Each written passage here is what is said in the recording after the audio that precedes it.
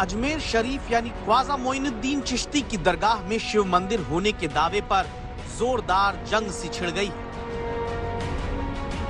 Fortunately ex chief justice साहब ने ऐसा एक जजमेंट दे दिया कि अभी तो पहले मस्जिदों में शिवलिंग ढूंढे जाते थे, अब तो ये हमारे जो जियारतें हैं, हमारे जो श्राइन्स हैं, और वो भी अजमेर शरीफ जैसी श्राइन जहां मुसलमानों से ज्यादा हिंदू श्रद्धा रखते हैं, हिंदू लोग ज्यादा जाते हैं, मन्नत मांगते हैं, और 800 साल पुरानी ये जियारत है।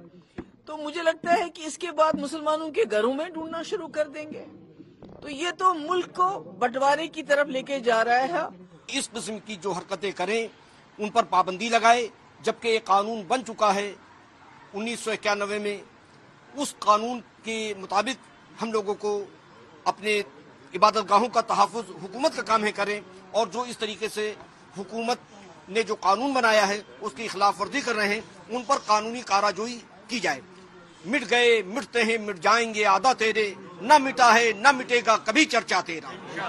हुजूर गरीब नवाज का चर्चा कल भी था, आज भी है, और इंशाअल्लाह ताला क़यामत तक रहेगा। हमारे हिंदू राष्ट्र में हर एक जमीन पे अधिकार सिर्फ हमारे हिंदू समाज का है। ये जो हो रहा है ये तमाशा हो रहा है इस मुल्क के साथ। कब तक ये सियासी लोग और ऐसे नफरत फैलाने वाले लोग अपनी दाल रोटी चलाने के लिए, अपनी दुकान चलाने के लिए मजहब के नाम पर खेलते रहेंगे और मुसलमानों के मजहबी मकामात को निशाना बनाते रहेंगे। हिंदू सेना के अध्यक्ष और दिल्ली के रहने वाले विष्णु गुप्ता जिला अदालत में किताब के हवाले से याचिका दाखिल करते हैं और अजमेर शरीफ की दरगाह की जगह शिव मंदिर होने का दावा करते हैं। बड़ी बात यह कि विष्णु गुप्ता की याचिका स्वीकार कर ली गई है। अजमेर शरीफ दरगाह को हिंदू मंदिर बताने वाली याचिका में साल 1911 में प्रकाशित हुई पूर्व जज हरविलास शारदा की किताब हिस्टोरिकल एंड डिस्क्रिप्टिव को आधार बनाया गया है, लेकिन अब अजमेर शरीफ दरगाह के दीवान कहते हैं ये किताब निराधार है। ये तो बेसलेस है बिल्कुल ही। आप उस जो डॉक्यूमेंट यानी जो किताब वो अपनी विटनेस के अंदर लेकर के आए हैं और वो किताब उन्होंने पेश की है कोर्ट के अंदर, उसके पेज नंबर 92 के ऊपर बिल्कुल क्लियर कट दिया हुआ है।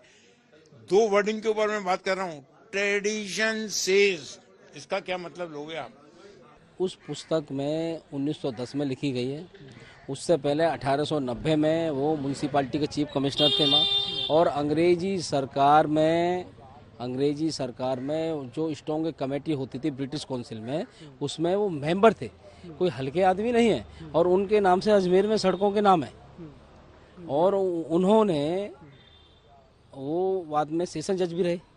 उनमें हमने जज साहब को यही बात बताई, उनकी बात में कुछ तो गंभीरता रही होगी। Without any proof, without any findings, परंपरा ये कह रही है। कहाँ परंपरा कह रही है, कहाँ लिखा है?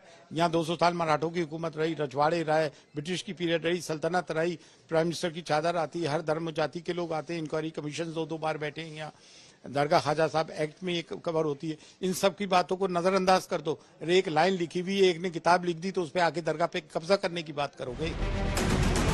अब अजमेर शरीफ की दरगाह को हिंदू मंदिर बताने वाली याचिका पर 20 दिसंबर को सुनवाई होगी। ऐसे में विपक्ष कहता है कि जब ऐसे ही पूजा स्थलों को टारगेट किया जाएगा तो फिर 1991 में बने प्लेस ऑफ वर्शिप एक्ट का मतलब क्या रह जाता है। विपक्ष पूछता है कि उस एक्ट को खत्म ही क्यों नहीं कर देती सरकार।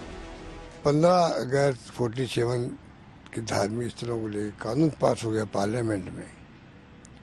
उसके बाद में बार बार मंदिर दरगाह में क्या था, पहले क्या था, उसी में फंसे रहेंगे। जब कोई प्रकरण न्यायालय में विचाराधीन हो तो उस प्रकरण के संबंध में न्यायालय से बाहर उस पर कोई प्रश्न चिन्ह नहीं लगाया जा सकता। अपना जो भी पक्ष है वो व्यक्ति न्यायालय में जाकर रख सकता है। आपको बता दें कि अजमेर की सिविल कोर्ट ने हिंदू पक्ष की याचिका स्वीकार करते हुए एएसआई, दरगाह कमेटी और केंद्रीय अल्पसंख्यक मंत्रालय को नोटिस जारी करके पूरे मामले पर जवाब मांगा है।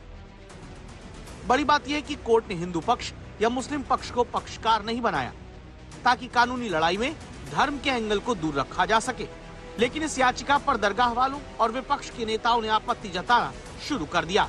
अजमेर से शरद कुमार के साथ आज तक ब्यूरो।